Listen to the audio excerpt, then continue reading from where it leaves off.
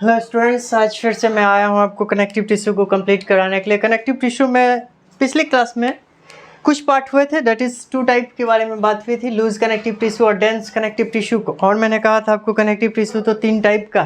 अगर आपने इससे पिछले वाला क्लास को नहीं देखा है तो आपसे रिक्वेस्ट है प्लीज़ जा करके या तो आप उसे देख लीजिए, या फिर आप इसमें सिर्फ और सिर्फ स्पेशल कनेक्टिव टिश्यू के बारे में ही स्टडी कर पाएंगे, that is bone, cartilage and blood के बारे में।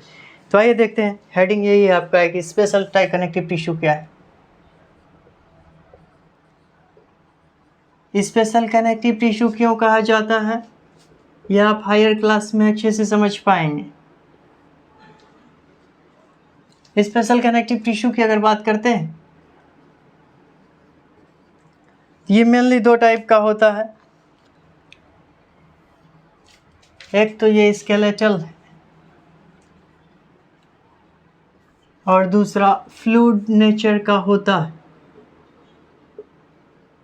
फ्लूइड नेचर में ब्लड की स्टडी करेंगे और स्केलेटल में 2, एक तो बोन है, दूसरा कार्टिलेज। ठीक है, अब आइए देखते हैं आखिर बोन क्या होता है, कार्टिलेज क्या होता है, दोनों के बीच में डिफरेंसेस क्या है और कहाँ पर क्या पाया जाता है। सबसे पहले अगर मैं बोन की बात करूं तो आप सब बोन से वाकिफ़ होंगे कि आपके बॉडी में जो स्केलेटल सिस्टम है, जो आपका बॉडी का फ्रेमवर्क है, वो फॉर्म किया गया है एक hard solid substance like structure, solid structure है जिसको आप बोन कहते हैं। मैंने आपको कनेक्टिव टिश्यू जब स्टार्ट किया था तो इसके कंटेंट के बारे में पहले बताया था कि ये फाइबर से बना होता है, मैट्रिक्स से बना होता है, डिफरेंट टाइप ऑफ सेल से बने हुए होते हैं। आज मैं फिर कह रहा हूँ कि ये special type of connective tissue के जो मैट्रिक्स हैं ये कैल्शियम और फास्फोरस से इनरिच्ड होता है इनके। अगर आप किसी बोन सेल्स को आपने लिया, बोन सेल्स की जब आप स्टडी करेंगे तो इसके मैट्रिक्स में आपको कैल्शियम और फास्फोरस सबसे ज़्यादा अमाउंट में मिलता है, जिसके वजह से इसकी नेचर हार्ड होती है और ये नॉन फ्लेक्सिबल होता है।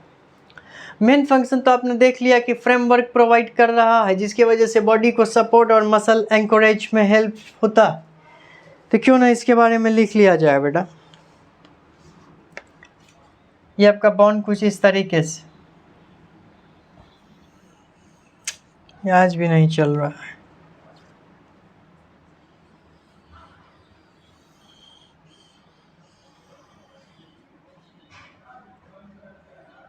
और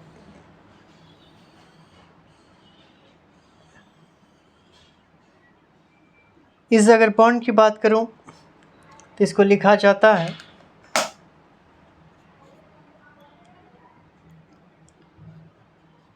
it is a solid structure. एक मैंने जैसे भी कहा था कि एक सॉलिड स्ट्रक्चर है। It is a solid structure that forms, जो बनाता है framework of body.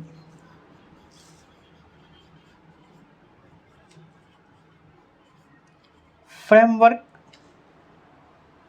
that forms framework which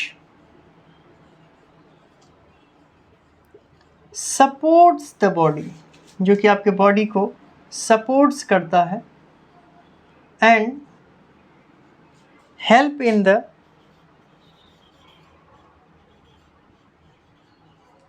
anchorage of muscles, मतलब मसल्स के अटैचमेंट के लिए।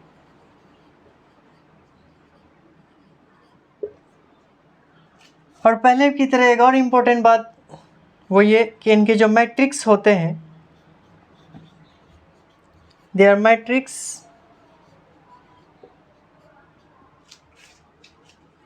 इज कंपोज्ड ऑफ, या इनरिच्ड कह सकते हैं, composed of calcium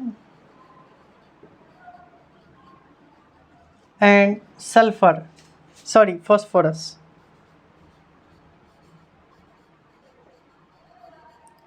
due to which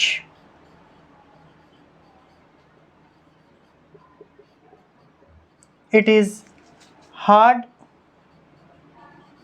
and non-flexible.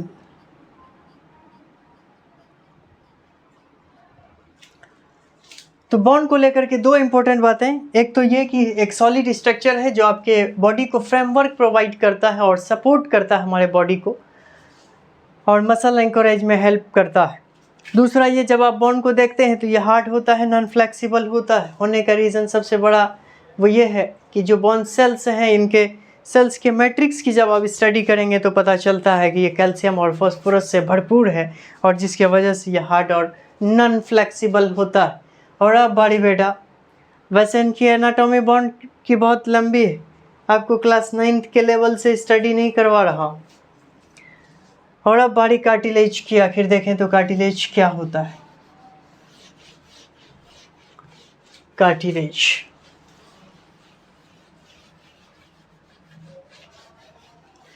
Cartilage basically hard तो होता है, सॉलिड स्ट्रक्चर है, लेकिन बेटा ये फ्लेक्सिबिलिटी शो करता, और इसका मेन फंक्शन होता है बोन सरफेस को स्मूथन के लिए।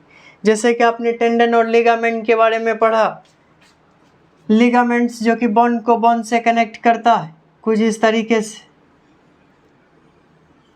ये एक बोन और फिर ये दूसरी बोन बन रहा है। बोन को बोन से कनेक्ट करने का जो टिश्यू है, उस टिश्यू को कहा जाता है लिगामेंट। लेकिन इनके जो सरफेसेस हैं, ये वाले जो रीजन्स आप देख रहे हैं, इसको स्मूथ करना ज़रूरी होता है, क्योंकि ये करती है मूवमेंट, और ये स्मूथेंस का काम करता है कौन? कार्टिलेज। क्या कहा? कार्टिलेज। ये कार्टिलेज स्मूथन करती है, और ये फ्लेक्सिबल होता है। क्यों होता है इसके बारे में आपको मैं बताऊंगा। इसके बारे में आप लिखना स्टार्ट करिए। लिखिए, cartilage is a solid structure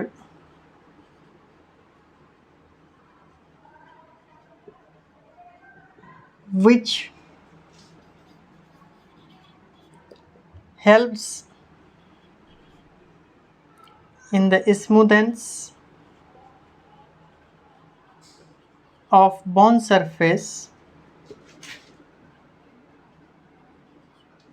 bone surface को स्मूथ करता है। और दूसरी इम्पोर्टेंट पार्ट कि इनके जो मैट्रिक्स हैं वो शुगर और प्रोटीन से बना होता है। There matrix is composed of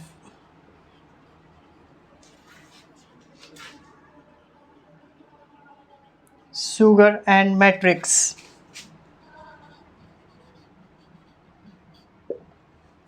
Due to which,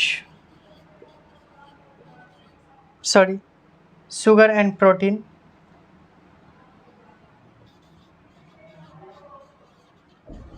due to which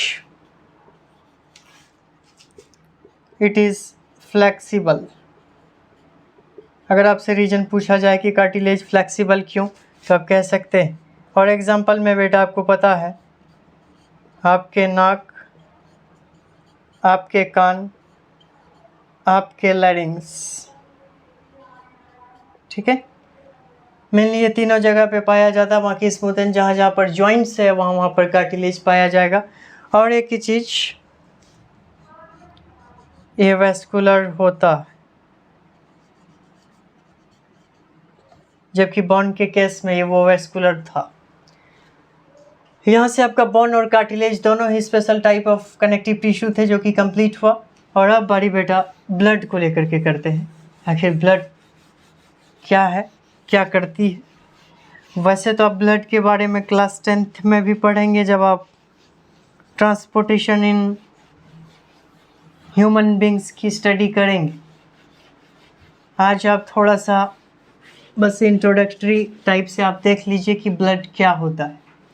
blood भी एक प्रकार का फ्लूइड कनेक्टिव टिश्यू ही है।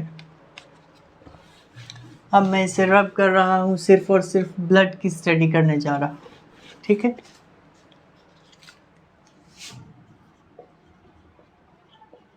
ब्लड, इट इज अब ब्लड के बारे में अगर बात करूं, बेसिकली ये एक फ्लूइड कनेक्टिव टिश्यू है जो प्लाज्मा से बना हुआ है। प्लाज्मा का कंटेंट ज़्यादा है और फिर कर्पसल्स हैं, कर्पसल्स 45%, प्लाज्मा 55%। ये ठीक वैसे ही ज़्यादा पानी में एक छोटा सा बॉल रखा हुआ, इस वजह से आपकी एनसीईआरटी लिखती है कि the corpuscles are suspended in the plasma, मतलब प्लाज्मा का कंटेंट ज़्यादा है एक लिक्विड सब्सटेंस में, कर्पसल्स थोड़े से फॉर्म में। ये ठीक वैसे ही कह रहा हूँ जैसे एक बकेट में पानी और पानी में थोड़ा सा एक बॉल, समझ पा रहे हैं। और इस वजह से इसको ये एनसीईआरटी लिखती है कि कर्पसल्स सस्पेंडेड होता है। फ्लूइड कनेक्टिव टिश्यू है, ये बात आपको पता है। और फंक्शंस की अगर मैं बात करूं तो जो न्यूट्रिएंट्स आप लेते हैं वो कॉम्प्लेक्स फॉर्म में होता है, वो डाइजेस्ट होकर के सिंपलर फॉर्म में कन्वर्ट हुआ है। वो न्यूट्रिएंट्स ऑब्जर्व करके हमारी बॉडी में मूव करता है, मतलब डाइजेस्टेड फूड हमारे ब्लड को में ट्रांसपोर्टेशन, दूसरा गैसेस एक्सचेंज और फिर हार्मोन का ट्रांसपोर्टेशन। तो आप लिखिए it is a fluid connective tissue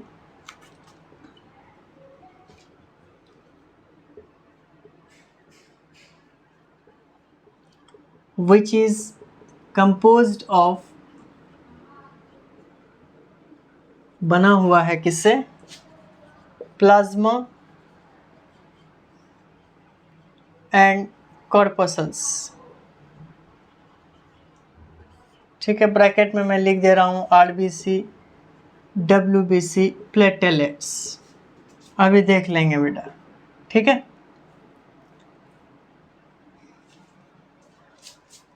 और ये करती क्या है, हेल्प्स करती है, which helps in the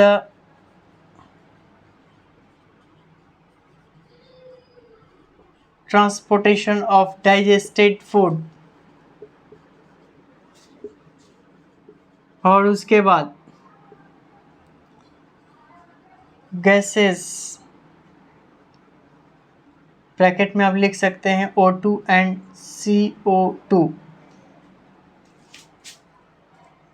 end hormones, ठीक है। मतलब ब्लड ट्रांसपोर्ट करती है डाइजेस्टेड फूड को, गैसेस को और हार्मोन्स को। दूसरा आप कुछ इस तरीके से देखिए, मान लेता हूँ मैंने एक टेस्ट ट्यूब लिया है, इस टेस्ट ट्यूब में मैंने 100 ml ऑफ ब्लड लिए। 100 ml ब्लड को अगर स्टडी किया है तो यहाँ पर 55% तो प्लाज्मा ही था। इस प्लाज्मे की भी अगर मैंने स्टडी किया तो 90 to 92% वाटर, 6 to 8% प्रोटीन और 1 से 3% पाया जाता है विटामिन्स एंड मिनरल्स आप कह सकते हैं। और जो 45% है वो कुछ इस तरीके से कॉर्पसल्स के फॉर्म में, और ये कॉर्पसल्स वही RBC WBC प्लेटेलेट्स।